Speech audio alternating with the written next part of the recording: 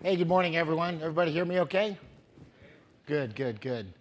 Well, again, thanks, Jade. My name is Cesar Wright. I'm the president of Mako Steel.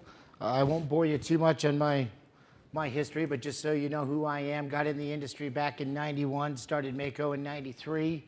We're a supplier and installer of the steel building package, if you will, from slab up. We've put in place a couple thousand facilities in our 25 plus years, and excited to be here this morning. I don't know, I've spoke at these shows for several years, and for those in attendance, maybe the first time they're listening to me, I tend to get off script a little bit. I find that very boring, and I find that very hard for you people to see. So what I like to do is limit my slides a little bit, because again, I just don't think you could view them that well. I don't do charts or anything like that. Too tough to see. So we'll go through my presentation specifically on conversions. And then what I like to do is open it up to some Q&A. Maybe the last 15 minutes. I find in my experience up here, people tend to like that and almost get more out of a 15, 20-minute Q&A than my boring spiel on conversions and storage. So that's how I'll present to you folks today. And prior to starting with this presentation, I'm going to get the elephant right out of this room here and talk about some steel price increases that we're all facing. I can't seem to walk 20 feet with having somebody ask me about it. So since we've got a very well-attended room, real quick, by show of hands, who has developed self-storage? We've got a very, very experienced room as well. Anybody currently that owns lands looking to do their first storage project? Good mixed crowd. That's great.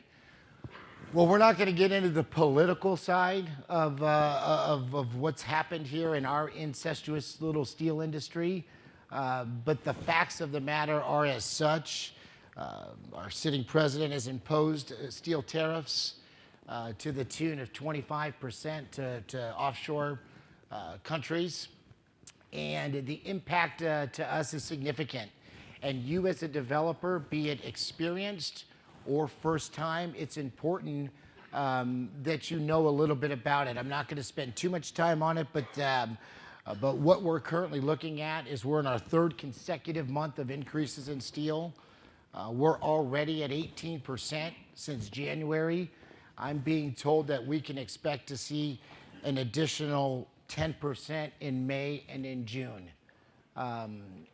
Very frustrating on our end, frustrating on your end. So many of you work with your lenders and so forth, and there's budgets that are put in place. I strongly advise, if you could take anything out of this this talk today, is to talk to your lenders, put in a contingency line item, an escalation clause. I don't know when this is going to end. We're being told it's likely going to peak in June, July.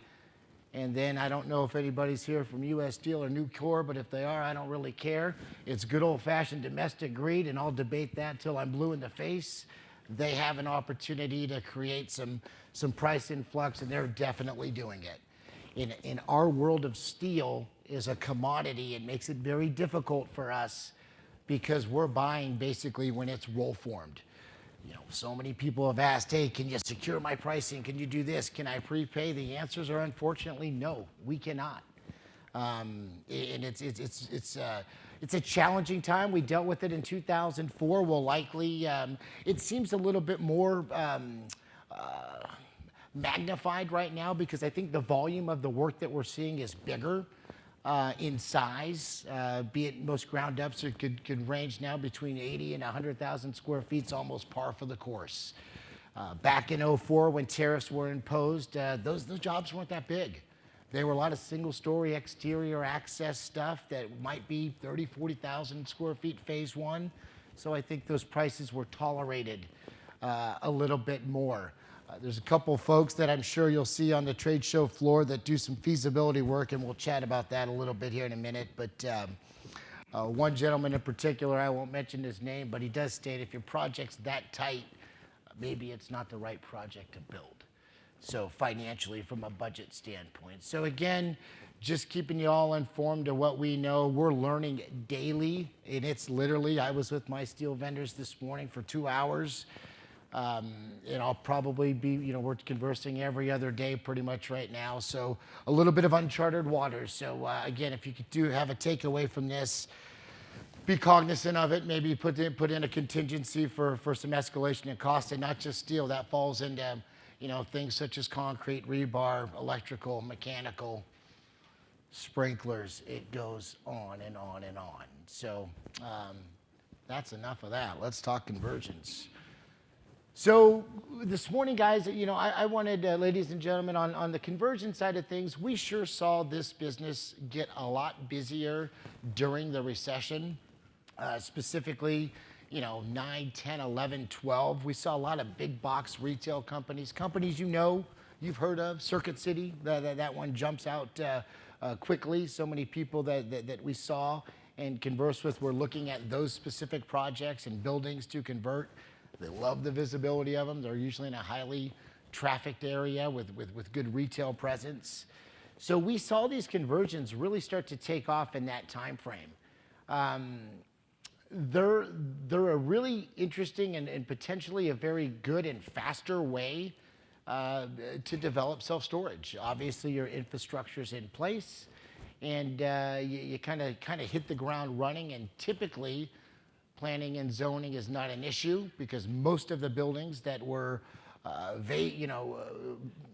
occupied by whatever was there in the past, storage would be a welcome opportunity to build in that building structure.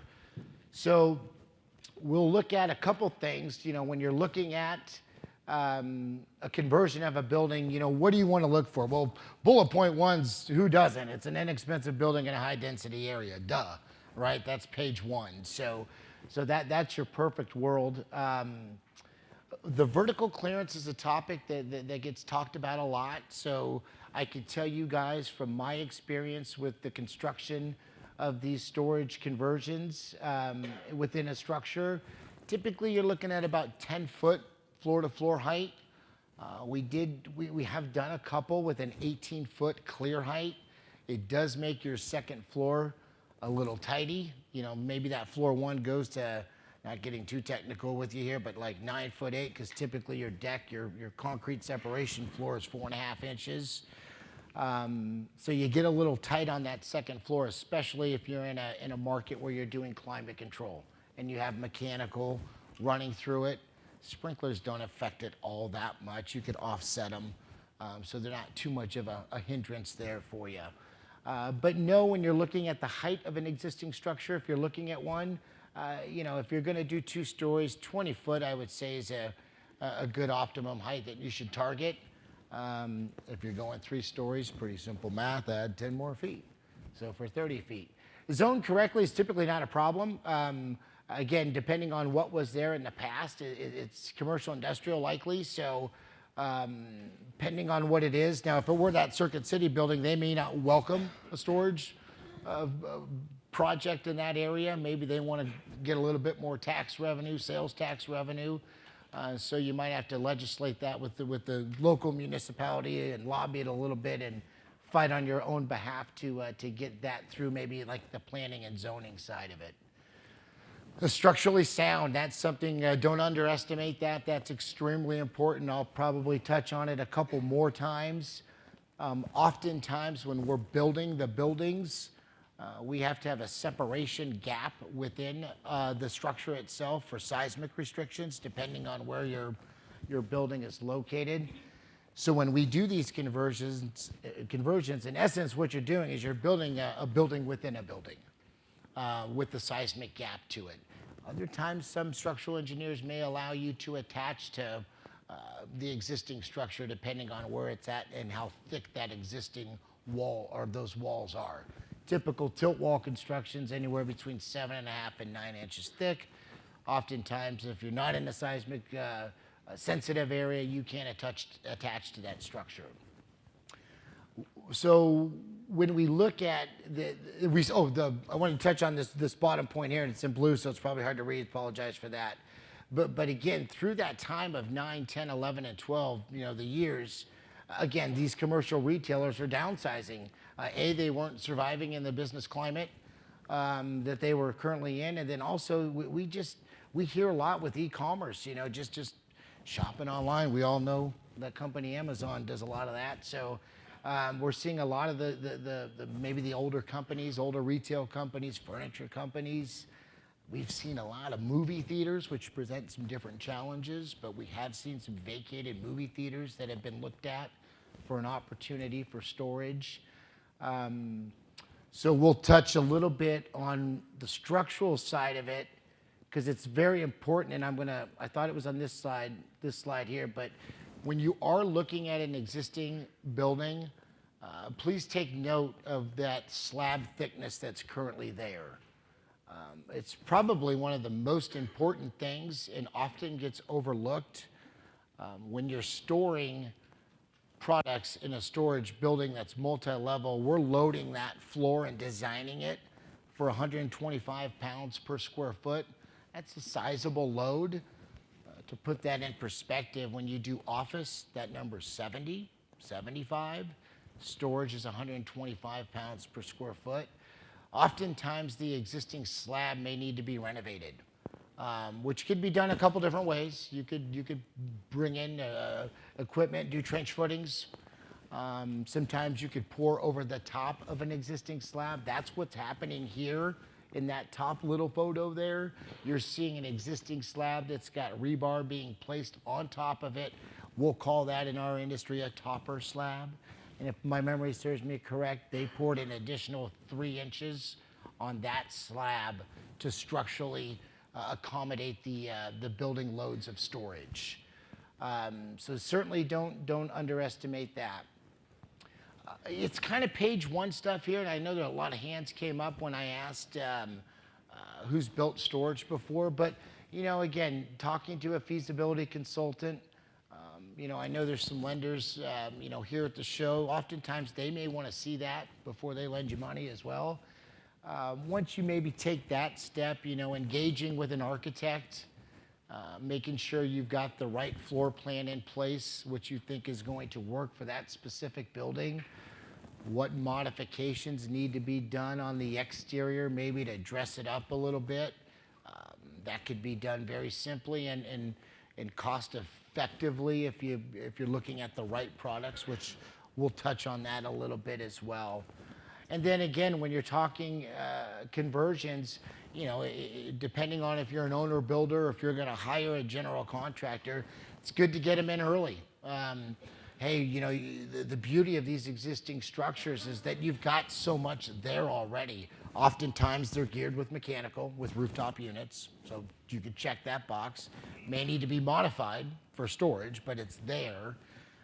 Sprinklers, fire suppression, that's going to be in there as well. Obviously got to be modified, but again, getting a general contractor involved early, I think is important to try to identify some costs as you're creating a budget. And I can't stress that enough. Creating a budget on your own, unless you're pretty savvy, is a bit risky.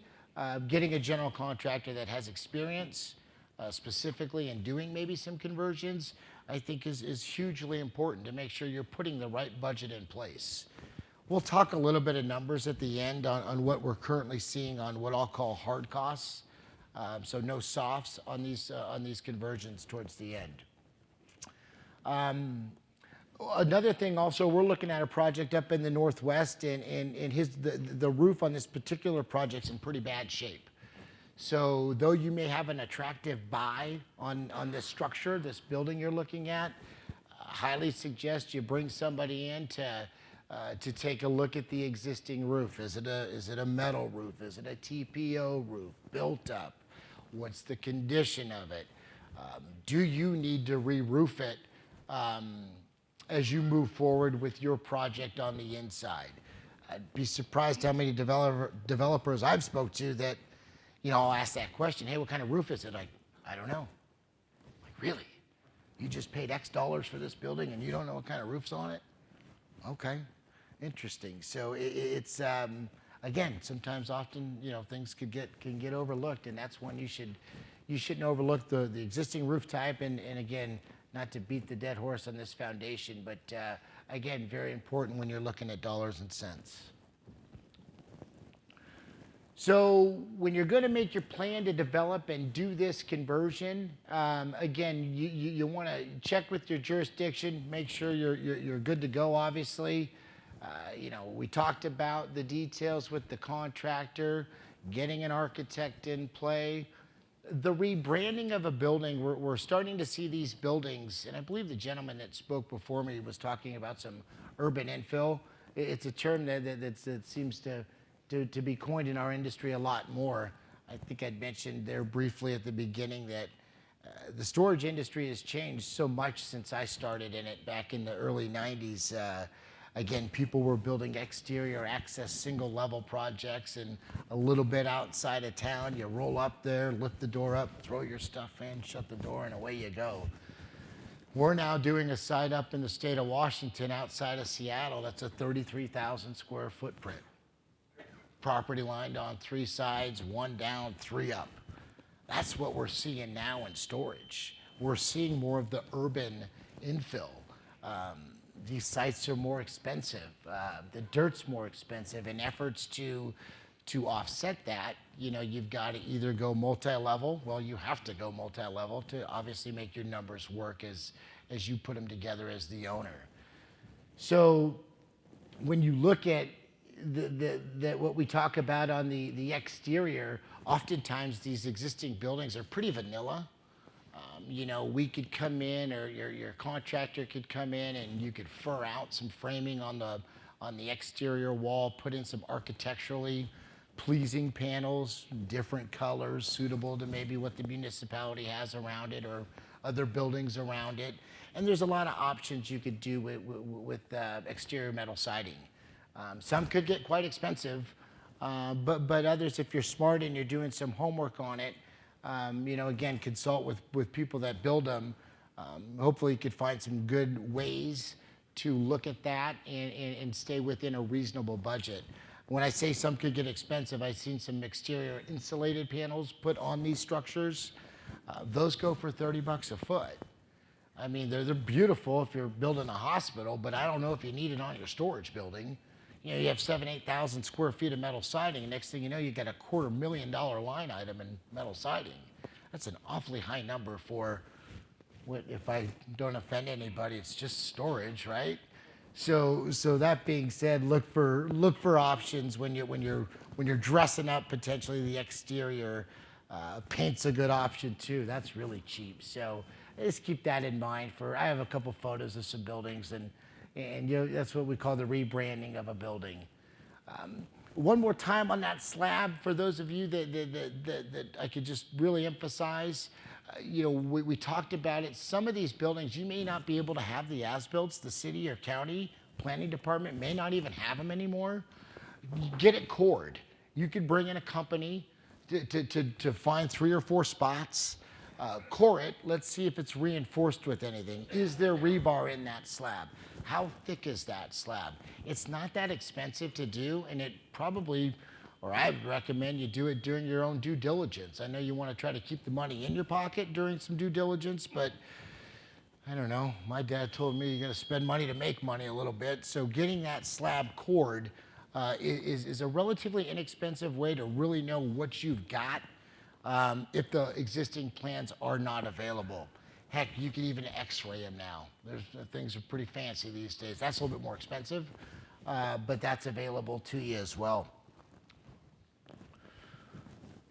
So the unexpected costs, I think people need to look at, and you as a potential developer and owner of the facility, it's like any remodel. You're going to find some gotchas here somewhere. It could be with the fire sprinkler system. Maybe it's outdated. Maybe it's a dry system. It needs to be a wet system. Again, all stuff and some due diligence, but you should probably have some contingencies. If anybody's done a home remodel, and by show of hands, has anyone done one on budget? If you did, kudos, man. Good job. I'm going to have you do mine. So I missed a couple times. So again, you got to expect some unexpected when you're looking at converting an existing structure into storage. One thing I want to touch on in And I apologize if I'm a little heavy on the construction side. That is my area of expertise. I know enough to be dangerous on the operation and development side, but construction certainly is my area of expertise. You know, we talk about staging and how to build these buildings when you're doing it, and it's important because it does affect your budget, and that's obviously what you're looking at as the developer. But leaving a spot open in a building so you could get all other trades materials up to that second or third level, you'd be surprised sometimes how that goes overlooked. Next thing you know, you got your poor guys doing the doors and corridor hoofing upstairs, and that's no fun. So when you're construction planning, it's important that be kept in mind a bit, and maybe ask your contractor, what do you have in mind to do that? Are you going to leave a 40 by 40 section of this building open so everybody could get their material up and in? It's an important thing, and it could affect the numbers at the end of the day. I'll touch real quick on the metal building provider versus door and hallway. Oftentimes, there's guys at the show that do what we do. You know, when we do these conversions, we work, again, try not to get too technical, on a load-bearing wall system. So it's a grid system. We're building boxes, basically. And when we look at the width of a building, every 10 foot on center, we call in our world a bearing wall. And that bearing wall is put in place, and that distributes the load that's created from up above. So oftentimes, if you say, hey, Caesar, you know, I've got a building, it's 20 foot tall, and we want to convert it into storage. How much? That's usually how it goes. And then I say a number, and then we'll see what happens next. So what I do emphasize to people from an economic standpoint, typically we would do your floor one, because we're supporting the load of that separation floor, which I mentioned earlier is 125 pounds per square foot. But then your door and corridor company could come in and do floor two. And they're going to be likely more economical than a company like mine on floor two. And I want to suggest that. Let's try to put you in the right position to be successful from the economic standpoint. So oftentimes the building companies will do the floor one, and then if that floor two is non-load bearing because the roof's already there, your door and corridor company could come in and do floor two. I get that question asked a lot, and so I do want to emphasize that. It's more economical for them to do it since it's non-load bearing on the top floor, so we don't have to restrict ourselves to 2 levels here. So the top floor. You know, some trends we're seeing in the industry is the lift versus the elevator. There's not much trends in that anymore. I don't even think. Does anybody have a facility that uses a lift instead of an elevator? That answers that question. So again, the elevators seem, I mean, obviously the footprint's dictating on how many you put in. I have a project that we recently did in Southern California. It was for U-Haul, and they elected to use 1 elevator. The footprint of the building was 50,000 square feet, the existing structure, and they went up 3 elevators, and the elevator was in the very front of the building. So you as a potential tenant in that building would have to walk, I think the number was 480 feet was the longest point to get to your unit. That's a pretty big ask for your clients. Now, granted, they had to comply with the building code, and they had 3 sets of stairs on the exterior. But the next time I see a set of stairs used in a storage facility, maybe the first, nobody's really electing to go up and down stairs unless you're like me and don't like elevators. But that being said, I see when you look at a conversion, oftentimes I would suggest, if your building is 100 foot wide and 300 foot long, which is a 30,000 square footprint, can you cut in the middle somewhere? You know, can you bring in, 2 elevators potentially? We're seeing multiple elevators in facilities these days, be it ground up or conversion. But maybe find that middle ground to help the potential tenant a little bit by not hoofing it back, 400 or 500 feet to get to their unit. Again, I think that's an awful big ask for your potential tenant. I don't really want to get into the resin deck. Those folks are here at the show. I suggest we're trying to understand the product a little bit better, but it could be used maybe in lieu or on top of decking panel in lieu of concrete. We're structurally kind of looking at that a little bit more in detail. Don't know the cost parameters of it yet and how it's going to work with our design. By the way, those folks are here at the trade show when you run around this afternoon. That's the project I mentioned, the U-Haul National City. Again, it's 152,000 gross square feet. You can see, and again, I'm not a big fan of slides and pictures, but that picture on the bottom right is the decking panel that then will receive 4.5 inches of concrete. I'm not kidding you guys. I mean, granted, I'm not a tall man. You know, I probably check in at about 5'9", and I walk on that floor, and it's tight. I mean, it's amazing. By the time the sprinklers and lights are in there, it's amazing how tight that top floor is. But it worked for them, and it's 50,000 gross square feet, which, I don't know, quick formulas usually take 25% off that to find your net rentable for corridors. That's kind of corridors and elevators and stairs. That's kind of a number that's often used in the industry. But that is a really, really tight 3-level conversion. His question was, what was the original use? I don't know. I don't know. He's asking the height of the top floor. I think it's probably 7'10" or 8, right around that range. It's the shortest, if you will, by height conversion building I've ever been in on a top floor, ever in my career. But it works, and it worked for them. This project here, I wanted to show a couple pics. Again, tough to see them a little bit, but this one was up in Washington. Really, this was a moving company. So they had big truck movers. I don't know what their names were. It wasn't one of the big, it wasn't like a Mayflower or anything. Tucked back in an industrial park, not the best visibility at all. The municipality was very stringent too on signage that they would allow. They didn't allow them a big, big sign on the frontage road. I mean, it's a pretty small sign. I don't know, 7, 8, 9 foot tall. But they wanted something bigger.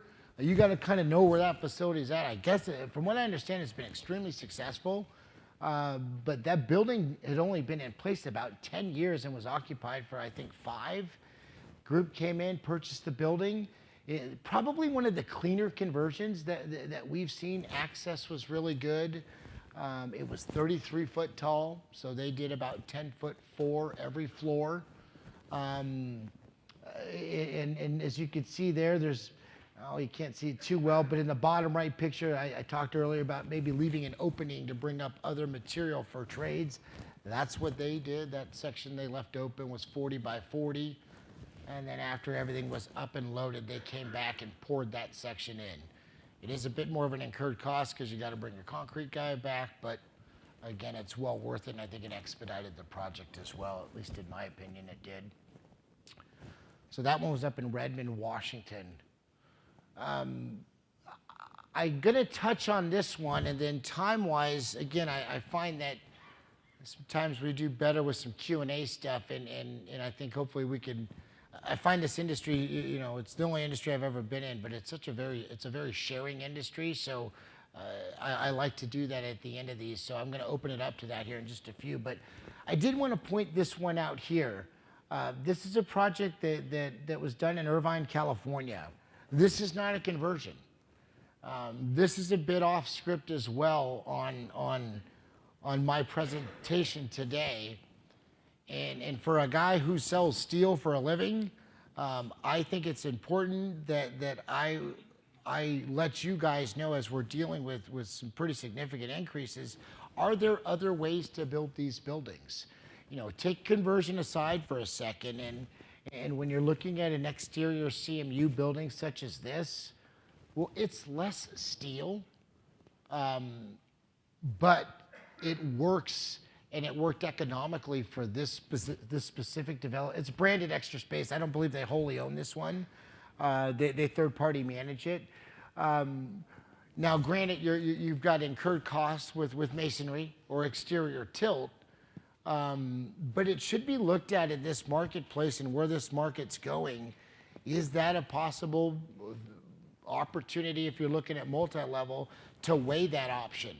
It's very often in multi-level ground-up storage that we see floor 1 block and floors 2 and 3 metal siding with metal roofing. We're starting to see a little bit of a change right now. We're starting to see a lot more exterior CMU projects.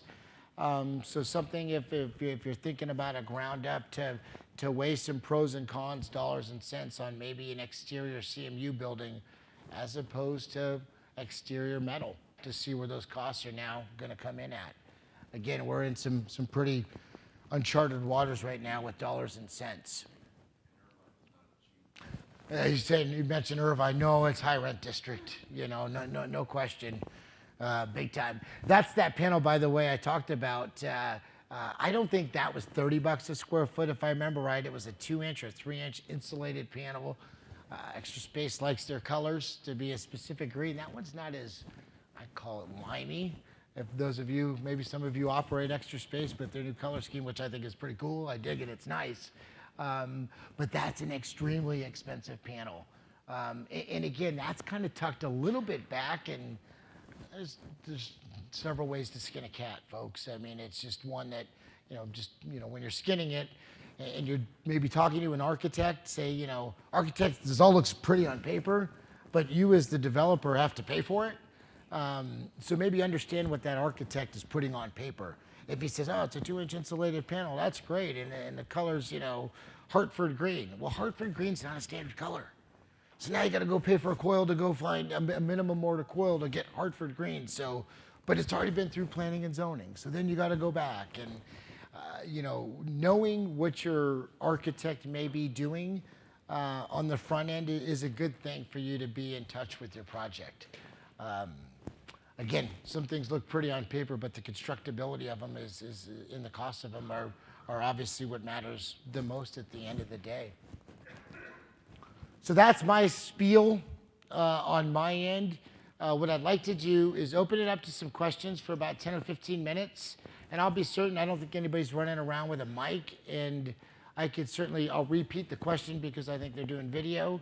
Are there some general questions that I could help people with? There in the back, go ahead. The question is the tallest conversion building that I've seen. That's a good question. I mean, there's been some stuff down in we weren't a part of it, so I'm trying to think of stuff that I've dealt with. I've seen stuff or heard stuff in Manhattan, Los Angeles that are old beacon storage buildings that go 8, 10 stories. I'm going to call on a guy here because I saw him sitting over there, Steve Tagney with West Coast Self Storage. What's the tallest building you've ever seen converted? I've done a 5-story in Denver. So Steve's done a 5-story in Denver. And again, I've seen some old beacon buildings, specifically in Los Angeles, I believe, that have been converted into storage. Go ahead. Oh, darn it, I was hoping you'd forget that. So the question was some hard cost numbers per square foot. I will. Let me touch on it. It was in my mind, so let me bring it up now.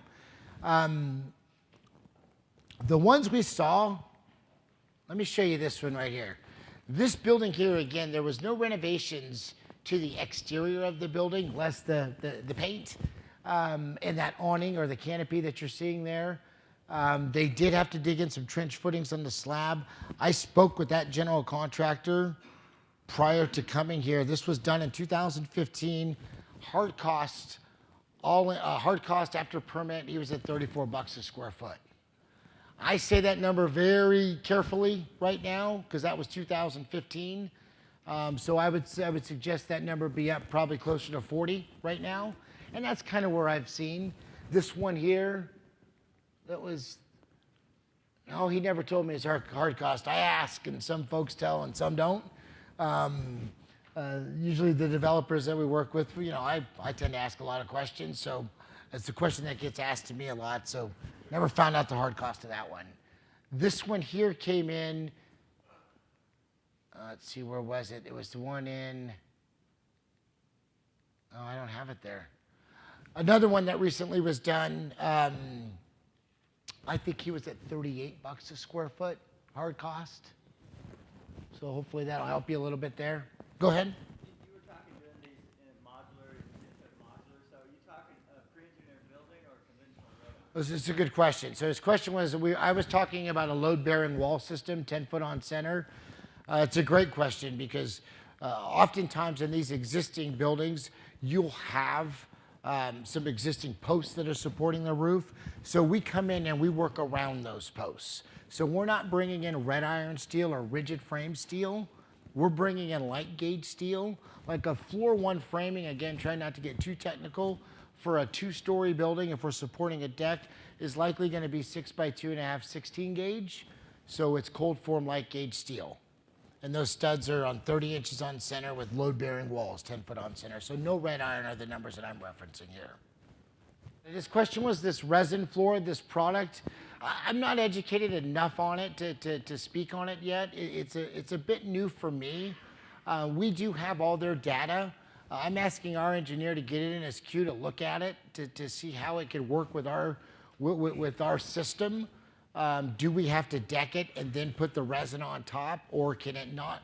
Can it go over our framing? Some questions still got to be answered and understood on our end to give you a better answer on that one. Go ahead. Your question was when looking at when doing like an old big box retail style building, what are the things that you may need to modify? Probably everything you just touched on. Oh, from what I understand, if they're in good, depending on the age of the building and the age of equipment, vary. This question was, are they reusable? I think so, yes. I mean, you know, based on experience that I've seen on other projects that we've been involved with, you know, the two I mentioned, or the one I mentioned, U-Haul there, they're in National City. That's not climate controlled. Temperature's pretty moderate, so they didn't really have to do any of that.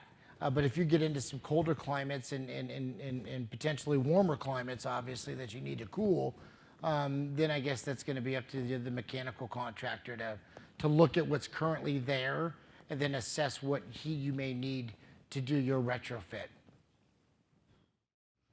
So the question was the Irvine picture here, this one. Your question was, when was it built? That was finished in 2016, probably tail into 16, maybe circled into 17 a little bit for us, so probably opened in 17. Don't know. Yeah, I could, the contractor that built that is here at this show. I could certainly ask him what that cost was, but I'm not certain of that. I know I could give you an idea where we're seeing some cost right now in the ground up, multi-level. From general contractors, we're seeing numbers anywhere from, I think the day of $50 a square foot, that ship sailed. You know, we're seeing numbers in the 60s and 70s a square foot hard cost for multi-level. And I've seen some higher than that and heard some of higher than that, depending on, you know, many things, site work specifically. But I think, you know, if I were to knee jerk, I'd probably say in the 60s, plus or minus. Go ahead. So his question is, he's got a 70,000 square foot project, and you're asking how much should you, from a contingency line item for potential steel future increases? That's a loaded question. Right now, I'd say 20, 30%, reluctantly, but that's what I'm gonna be asked a gazillion times in the next day and a half. But 20 to 30% is probably we're up 18% right now. And they told us to brace for 2 more. So you know, if it goes 10-10 again, I'm going to be at 38%. I don't think that, I mean, again, I can't speculate. That's above my pay grade. But we are strictly at their mercy right now, and they know it. And that's the frustrating part, to be quite honest with you. They know it. Domestically produced. Yeah. Our steel suppliers are domestic, and I would imagine they've got to look at the business as well. They'll probably start looking offshore as well, because that's how much these numbers have gone up. So then you ask the question, who wins? Not us, because we're all paying more for it. Are you thinking that 20%? When you say Division 5, the metals, yeah. You know, I can't speak for concrete and rebar. they're going to be affected by it as well. Sprinklers, mechanical. So it's hard to say. I think when you look at a complete overall number. Yeah, go ahead. Oh, really? So he's doing 2 conversions where they're pulling the roof. Interesting, yeah. When you say it's a little, he's talking about his project where he's lifting. When you say it's a little under $8 a foot, what specifically is under $8 a square foot? Is it? Gotcha. Sure. Yeah. And noted, there was a project up in Orange County that they needed to get more square footage out of it. So same reason why you probably did yours. You lifted that roof and built up more. So he's 12-foot slab to slab. So that's the height you like. Gotcha. Interesting. So certainly, I don't see it done often. Where's your project? One in Toronto, Canada. Oh, gotcha. So both in Canada. Yeah, I don't see that model often, but it's a. Sure. This is something to think about. Maybe if you've got a good plan in an existing building and you need to get more square footage out of it, but it's only 20 foot tall, can you take that existing roof off and lift it? You can. The answer is yes, but how much will it cost? And would it still make the project pencil? Well, it's a good thought. I appreciate you bringing that up. Any other questions? God, you guys are easy. Want to hear a joke? So I'm sitting on my couch, right? You guys didn't know I was a comedian before I got in the steel industry, right? So I'm sitting on my couch and I hear this knock on the door. It's, I'm like, God, it's irritating. It's a Saturday afternoon. I open up the door and nobody's there. And I hear this voice. And it says, hey, down here. Well, I look down, it's a snail. I'm like, what the hell do you want? I just want to come in, hang out, watch TV. He's like, get out of here. Kicks the snail. About a year later, there's this knock on the door. Opens the door, nobody's there. Hears this voice, looks down, he's like, what the hell did you do that for? Dun-dun-dun. It took him a year to get back, you guys. Come on, is everybody hungover? It's almost noon. Thank you, guys. If there's no questions, appreciate it.